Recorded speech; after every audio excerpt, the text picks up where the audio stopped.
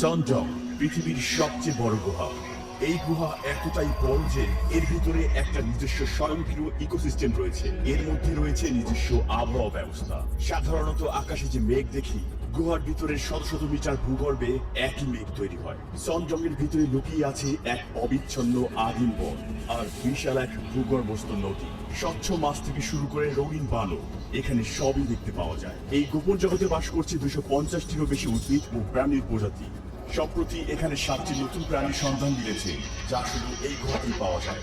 প্রায় 9 কিলোমিটার দীর্ঘ এই গুহার ভিতরে রয়েছে 38.5 মিলিয়ন ঘনমিটার জায়গা এবং এর পথঘাট এতটাই বিশাল যে এখানে 40 তলা উঁচু একটি দালান দাঁড় করানো যাবে। এই স্ল্যাগমাইট গুলো ঠিক যেন প্রাচীন সুউচ্চ মিনারের মতো মাথা তুলে দাঁড়িয়ে আছে। এই গুহার ভিতরে হাঁটতে হাঁটতে নিজেকে ছোট কোনো কীট পতঙ্গ মনে হওয়া খুবই স্বাভাবিক। পাথর কি কখনো নিজের দিকে নড়তে পারে? সনডং এ এমনও ফাইটোক্রাস্ট পাথর রয়েছে যেগুলো অর্ধজীবন্ত জীবের মতো সূর্যের দিকে এগিয়ে চলে। বিরল প্রজাতির মুক্তা এবং আরো অনেক ইউনিক ফরমেশন এখানে পাওয়া যায়। এটা গঠন হওয়ার পর 30 লক্ষ বছর পৃথিবী এই গুহার অস্তিত্ব সম্পর্কে কিছুই জানতো না, যতদিন না পর্যন্ত এটি 2009 সালে ভিয়েতনামে পুরোপুরিভাবে আবিষ্কৃত হয়।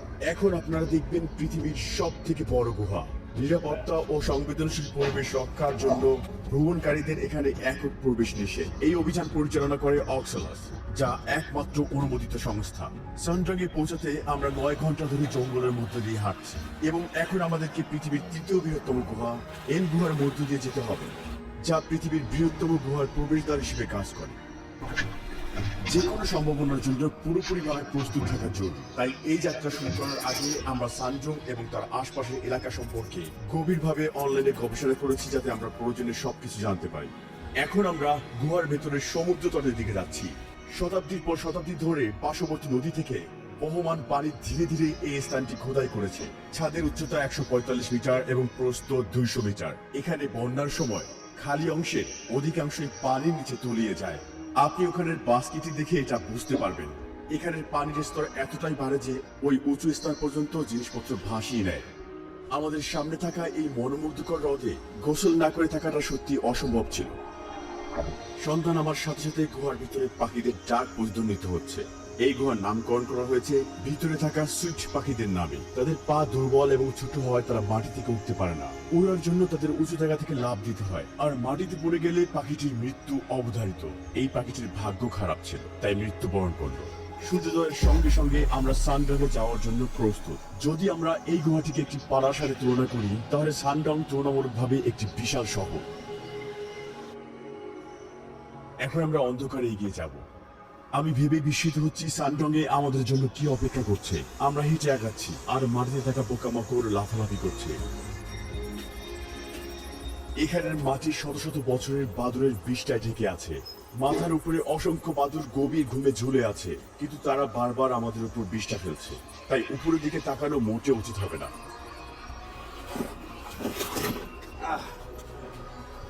দেখুন আমার হাতের অবস্থা। আমরা ট্রাভার্টিনের মতো দেখতে ফরমেশনগুলোর পাশ দিয়ে যাচ্ছি। চুনাপাথরের সিঁড়ি আমাদেরকে সানডং এ পৌঁছানোর পথে নিয়ে যাবে। ওয়াও, এখানের দৃশ্যটা সত্যি অসাধারণ। দুই পাশ থেকে কিছু পানি নিচে বয়ে আসছে। এনকেপ আমাদেরকে গভীর জঙ্গলে স্বাগত জানিয়েছিল, আর এখন সানডং এর সঙ্গে সাক্ষাৎ করার পালা। দেখতে পাচ্ছেন, এটা ধীরে ধীরে আমার দিকে এগিয়ে আসছে, আর এটা জানে কোথায় আটকে থাকতে হবে। ও, এটা অনেক বড়। যে মাটিতে আমরা হাঁটছি তার নিচে 450 মিলিয়ন বছরের পুরনো চুনাপাথরের ফরমেশন রয়েছে, যা মানুষের অস্তিত্বের বহু আগে, এমনকি ডাইনোসরের অনেক আগে গঠিত হতে শুরু হয়েছিল। এই ক্যালসিয়াম সমৃদ্ধ চুনাপাথর প্রাচীন সাগরের প্রাণীগুলোর শ্বাস এবং কঙ্কাল নিয়ে গঠিত, যা সমুদ্রের তলায় ডুবে গিয়ে মিলিয়ন বছর ধরে ধীরে ধীরে চাপা পড়ে। তবে যেহেতু ক্যালসিয়াম খুব সহজে অ্যাসিডে দ্রবীভূত হয়, অ্যাসিড বৃষ্টির কারণে চুনাপাথর ধীরে ধীরে ক্ষয় হয় এবং সময়ের সাথে সাথে গুহায় তৈরি হয়। বৃষ্টির পানিতে চুনাপাথর দ্রবীভূত হয়ে পৃথিবীর বৃহত্তম গুহাটি এভাবেই তৈরি হয়েছে। সর্বশেষ একটি চ্যালেঞ্জিং ক্লাইম্ব ডাউন আমাদেরকে সানডং এর বিশাল প্রবেশদ্বারে নিয়ে আসে। আমরা যতই ক্রমাগত গভীরে যাচ্ছি, ততই সবাই তাদের হেডলাইট অন করছে। এই পথটি আমাদের হোপ অ্যান্ড ভিশন প্যাসেজে নিয়ে যাবে। এই 9 কিলোমিটার দীর্ঘ গুহায় অনেক কিছুই এক্সপ্লোর করার আছে। আমরা হয়তো নতুন কোনো প্রাণীর অস্তিত্ব আবিষ্কার করে রেকর্ড করতে পারি। এটাই সানডং গুহার প্রবেশদ্বার। দেখতে পাচ্ছেন ওই মানুষগুলোকে কতটা ক্ষুদ্র দেখাচ্ছে। সামান্য কয়েক পা এগিয়ে যেতেই আমরা চারদিকে আশ্চর্যজনক গুহার ফরমেশন দেখতে পাচ্ছি। খনিজে সমৃদ্ধ পানি ছাদ বা দেয়াল বেয়ে নিচে নেমে আসে এবং সময়ের সাথে সাথে এই সুন্দর রিমিস্টন পুলগুলো গঠন করে। এই ঝিঝিপোকা আমরা পাথরের মধ্য দিয়ে এগিয়ে যাচ্ছি। কিছু স্ট্যালাগমাইট তাদের গঠিত খনিজের কারণে স্বচ্ছ সাদা রঙের ঝকঝক করছে। এটা ডায়মন্ডের মতো দেখাচ্ছে। হ্যাঁ, তাই মনে হচ্ছে। এটা ব্রোঞ্জ রঙের একটি বিশাল স্ট্যালাকটাইট, যা জমে যাওয়া জলপ্রপাতের মতো দেখতে। কমলা বাদামি আবার উপস্থিতি চুনা পাথরের মধ্যে লোহা বা অন্যান্য খনিজ মিশে থাকার নির্দেশনা করছে। কিছু স্ট্যালাকটাইট ছাদ থেকে বিচ্ছিন্ন হয়ে পড়েছে এবং ভেঙে মাটিতে পড়েছে। মাঝেরটি একটি ফল্ট লাইন। পৃথিবীর টেকটনিক গতিবিধির কারণে এটি গঠিত হয়েছে। শুধুমাত্র পানি ক্ষয়ের মাধ্যমেই সানডংয়ের এই বিশাল আকার তৈরি হয়নি, বরং টেকটনিক প্লেটগুলোর গতিবিধির কারণে তৈরি ফাটলগুলো পানি প্রবাহ করে আরো গভীরে যাওয়ার পথ তৈরি করে দিয়েছে। গুহার এই অংশে একটি বিশাল নদী রয়েছে। এখানে পড়ে গেলে সাঁতার কাটতে পারবেন না। এখানে পানির স্রোত খুব বেশি। এখানকার অনেক নদী ভারী বৃষ্টি থেকে পানি পায়, তেমন একটি বড় এবং দ্রুত স্রোতের নদী এটি। এটা এখানে কিভাবে জন্ম নিল? আমরা তো গুহার বেশ গভীরে আছি, আর এখানে তো কোনো সূর্যের আলোও নেই। ভারী বন্যা মাটি এবং গাছের ডাল গুহার ভেতরে ভাসিয়ে নিয়ে আসতে পারে, তাই আমরা এখানে একটি অঙ্কুরিত বীজ দেখতে পাচ্ছি। দুঃখের বিষয়, সূর্যের আলো ছাড়া এটা বেশি দিন বাঁচতে পারবে না। বন্যা তার সাথে করে বীজ নিয়ে এসেছে। অন্ধকার এবং আর্দ্রতা পাওয়ায় মাশরুমগুলো এখানে জন্মেছে। ঠিক গতকালই জল এখানে পর্যন্ত উঠে এসেছিল, সঙ্গে করে অনেক কাদা বয়ে এনেছে। এখানে খুব সাম্প্রতিক বন্যা হয়েছে এবং তার ছাপও রয়েছে, এবং বন্যার চিহ্ন এখানে খুবই স্পষ্ট। আমরা এখন হোপ অ্যান্ড ভিশন প্যাসেজে পৌঁছেছি। এটা গুহার সবচেয়ে বড় অংশ। আমরা পৃথিবীর সবচেয়ে বড় স্ট্যালাকমাইটের পাশে দাঁড়িয়ে আছি। এর উচ্চতা 80 মিটার। ছাদ থেকে পানি ঝরে এই খনিজগুলো মাটিতে জমা হতে গড়ে 8 লক্ষ বছর সময় লেগেছে, এবং ধীরে ধীরে এই বিশাল স্তম্ভকার স্ট্যালাকমাইট তৈরি হয়েছে। এটি এত বড় হয়েছে কারণ এটি গুহার এমন একটি অংশে বেড়ে উঠেছে যেখানে ছাদটি প্রায় 170 মিটার উঁচু এবং 130 মিটারের বেশি চওড়া। তাই গুহার এই অংশটি একটি 40 তলা আকাশচুম্বী ভবন ফিট করার মতো বড়। এমনকি একটি ডাবল ডেকার বিমানও এর মধ্য দিয়ে উঠতে পারে। সামনে অনেক দূরে প্রথম দোলারের দিক থেকে আলো আসতে দেখা যাচ্ছে। ওটাই আমাদের গন্তব্য। মাটির উপর সাদা মেঘের মতো দাগ দেখতে পাচ্ছি। এটা কি? মাকড়সার জাল। যখন কোনো প্রকার আটকে পড়ার কম্পন অনুভূত হয়, মাকড়সাটি তখন বেরিয়ে আসে। শিকারিতে কামড়ে ফ্যামলে নিয়ে তারপরে খায়। এগুলো হলো বালুর টাওয়ার। যখন উপর থেকে পানি পড়ে, পাথরের নিচের অংশগুলো সুরক্ষিত থাকে আর আশপাশের অংশগুলো ক্ষয় হয়, এবং পরিশেষে এগুলো দেখতে টাওয়ারের মতো তৈরি হয়। এটা দেখতে অনেকটা ছোট্ট একটি শহরের মতো। ভালো করে তাকালে দেখতে পাবেন ওই পাথরের চূড়ায় একটি ছেলে দাঁড়িয়ে আছে। দূরে আমাদের টিমের সদস্য এখন 60 মিটার দীর্ঘ একটি স্ট্যালাকমাইটের উপর দাঁড়িয়ে আছে। আমরা গুহার ভিতরে 3 কিলোমিটার এগিয়ে এসেছি। এটা আমাদের ক্যাম্পিং সাইট। কল্পনা করুন এখানে শুয়ে আপনি এই দৃশ্য দেখছেন। এখান থেকে আপনি আংশিকভাবে প্রথম ডোলাইন দেখতে পাবেন। এটা গুহা থেকে বের হওয়ার রাস্তা মনে হলেও আসলে তা নয়। এটি গুহাতে থাকা 2টি ডোলাইনের প্রথমটি, আর এখান থেকে জিনিসগুলো আরো অবিশ্বাস্য হতে চলেছে। গুহার বাইরের এবং ভিতরে তাপমাত্রার পার্থক্যের কারণে কুয়াশা সৃষ্টি হয়েছে।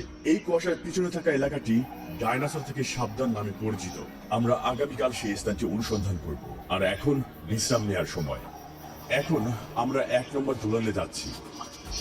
আশা করি আজ আমরা অনেক কিছু দেখতে চলেছি। চলুন যাওয়া যাক। আমরা প্রথম ডোলানে পৌঁছানোর জন্য সরু পথে হাওয়াগুলো দিয়ে এগোচ্ছি। খুবই সরু পয়েন্ট। এই 18 সুতাগুলো হলো গুহার কেঁচোদের ফাঁদ।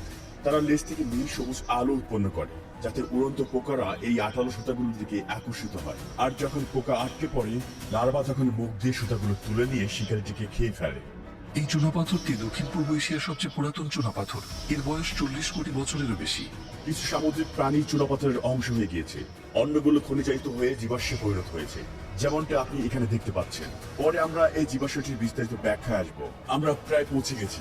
সূর্য। উপর থেকে পানির ফোঁটাগুলো মাটিতে পড়তে প্রায় 20 সেকেন্ডের মতো সময় নিচ্ছে। এই দেয়ালটির উচ্চতা কত? এটা প্রায় 140 মিটার উঁচু। এখানের সবকিছুই বিশাল। উপরে তাকালে গুহার প্রবেশ মুখে ঘিরে থাকা রেইন ফরেস্টের গাছগুলো দেখতে পাবেন। কিন্তু এই মুহূর্তে আমরা এখনো মাটির কয়েক মিটার নিচে আছি এবং গুহার ভিতরেই আছি। হাজার হাজার বছর ধরে সনডগের ভিতর দিয়ে প্রবাহিত নদী চুনা পাথরকে ক্ষয় করে ছাদের শক্তি দুর্বল করে ফেলে, যার ফলে এই গর্তটি সৃষ্টি হয়েছে। কিন্তু ছাদটি আর টিকে থাকতে পারেনি, ভেঙে পড়ে, আর এভাবেই এই বিশাল গর্তটি সৃষ্টি হয়েছে। আলো এই শৈবাল এবং মশগুলোকে প্রাণ দিয়েছে।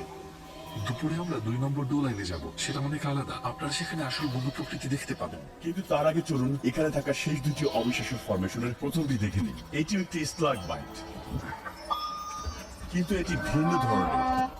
এটির অনন্য স্থায়িত আকারটি ঝর্ণার কারণে সৃষ্টি হয়েছে। এগুলো ফাইটোক্যাস্ট ফর্মেশন।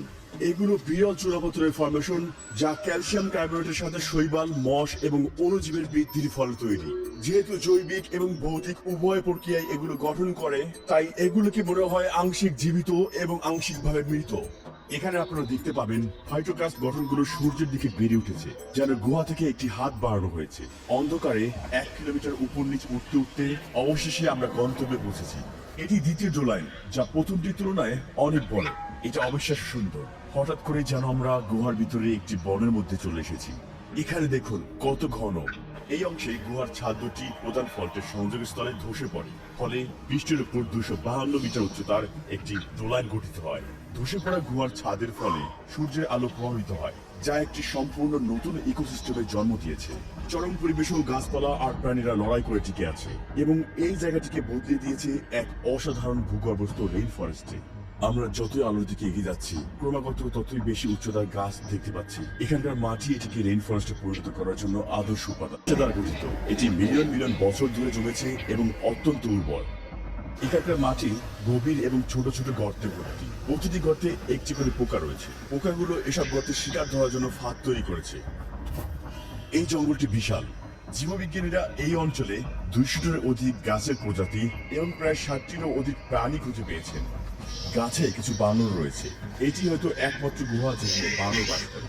সাধারণত প্রাইমেটগুলো তাদের আবাসস্থল হিসেবে গাছকে পছন্দ করে এবং গুহার পরিবেশ তাদের জন্য উপযুক্ত নয়। তবে এই অসাধারণ গুহাটি কিছু প্রজাতির জন্য নতুন বাসস্থান হিসেবে পরিণত হয়েছে। আমরা একটা সেন্টিপিড দেখতে পেলাম। এছাড়া এই বনে সাপও বাস করে। সত্যি এই বনের শব্দগুলো প্রশান্তিদায়ক। এমনকি যারা 2009 সালে এখানে প্রথম এসেছিলেন, তারা ভেবেছিলেন তারা হয়তো গুহার বাইরে পৌঁছে গেছেন। মনে রাখবেন, আমরা এখনো গুহার মধ্যে আছি। এটি নিজস্ব রেইন ফরেস্ট রয়েছে। উপর থেকে আসা সূর্যালোকের দিকে পৌঁছানোর জন্য সব গাছগুলো সরু কিন্তু লম্বা হয়ে ওঠে। এই কারণে গাছগুলো সাধারণত সরু হয়ে থাকে, কিন্তু তাদের প্রস্থের তুলনায় খুবই লম্বা। কিছু গাছ 40 থেকে 50 মিটার পর্যন্ত উচ্চতায় পৌঁছায়, কারণ গাছগুলো তাদের উচ্চতা বাড়িয়ে সর্বোচ্চ সূর্যালোক শোষণের চেষ্টা করে। এটি একটি শামুকের অবশিষ্টাংশ। বানর এই শামুকগুলো ধরার পর পাথরের সাহায্যে ভাঙে, তারপরে খেয়ে ফেলে। গুহার ভিতরে যেতে যেতে আমরা দেখতে পাই রেড শাইক বানরের রেখে যাওয়া নানা চিহ্ন। দেখুন এখানে কতগুলো শামুক। এই শামুকগুলোর বেশিরভাগই ভাঙা, যা সম্ভবত বানর খেয়েছে। আমরা গুহার এতটাই ভিতরে আছি যে প্রায় ভুলে গিয়েছি আমরা গুহার ভিতরে আছি। এখানেই আজ রাতে আমরা ক্যাম্প করব। গুহায় আজ আমাদের চতুর্থ এবং শেষ দিন, আর আজ আমরা একটি কাদাযুক্ত পথ অতিক্রম করে ভিয়েতনামের সেই গ্রেট ওয়ালে পৌঁছাবো। এখানে স্ট্যালাগমাইটগুলো বেশ আকর্ষণীয় দেখাচ্ছে, মনে হচ্ছে কোনো ভাস্কর্যের কাজ। এই স্তম্ভটির চারপাশে একটি পূর্ণ জলাশয় রয়েছে, আর সেখানে মাছেরা সাঁতার কাটে। এই মাছগুলোর কোনো চোখ নেই, কারণ তারা সম্পূর্ণ অন্ধকারে বাঁচতে অভ্যস্ত হয়েছে এবং সময়ের সাথে সাথে ইন্দ্রিয়গুলো আরো শক্তিশালী হয়েছে। দেখুন, এটা আমার হাতের ছায়া বা গতি দেখেও কোনো প্রতিক্রিয়া দেখাচ্ছে না। এটা কিছুই দেখতে পায় না। মাছের মতো এই পোকাগুলো সম্পূর্ণ অন্ধ। এটা আমাকে দেখতে পাচ্ছে না। এই দুর্লভ ফর্মেশনগুলোকে বলা হয় গুহার মুক্তা। সাধারণত এগুলোর ব্যাস 1 সেন্টিমিটার হয়, কিন্তু এখানে যেহেতু এগুলো অনেক পুরাতন, তাই কিছু মুক্তা টেনিস বলের মতো বড় আকারে। সত্যিকারের মুক্তের মতো এগুলো ক্ষুদ্র কণার মতো নিউক্লিয়াসের চারপাশে গঠিত হয়। যেমন বালির কণা, এবং সময়ের সঙ্গে সঙ্গে খনিজের স্তর ধীরে ধীরে গঠিত হয় এবং সম্পূর্ণরূপে গঠিত হতে কয়েকশো বছর সময় লাগে। গুহার আরো গভীরে যেতে যেতে আমাদের কিছু অপ্রত্যাশিত জিনিস নজরে পড়ে। এগুলো হরিণের হাড়। অনুমান করা হয় যা প্রায় 500 বছরের পুরনো। সর্বশেষ চ্যালেঞ্জ আমাদের সামনে অপেক্ষা করছে। 80 মিটার উঁচু একটি কার্স্ট দেয়াল, যার নাম গ্রেট ওয়াল অফ ভিয়েতনাম। আর সেখানে পৌঁছানোর জন্য আমাদের 600 মিটার দীর্ঘ প্যাসেঞ্জের প্যাসেজও পার হতে হবে। প্যাসেজটি সম্পূর্ণ পানিতে পূর্ণ এবং মনোমুগ্ধকর জেড গ্রিন লেকে পরিণত হয়েছে। এটা এতটাই উঁচু যে আলো উপরের চূড়া পর্যন্ত পৌঁছায় না। এই দেয়ালটা পার হওয়া মাত্রই 500 মিটার দূর থেকে বের হওয়ার আলো দেখা যাচ্ছে।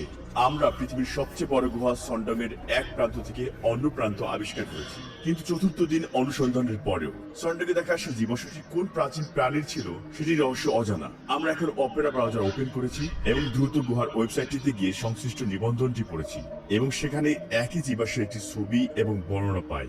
এরপর আমি কিবোর্ড থেকে কমান্ড স্ল্যাশ বা কন্ট্রোল স্ল্যাশ চাপে এবং আরিয়া নামের একটি বিল্ডিং এআই টুল ওপেন করি। চলুন জিজ্ঞেস করি এই আর্টিকেলটির মূল পয়েন্টগুলো হাইলাইট করতে।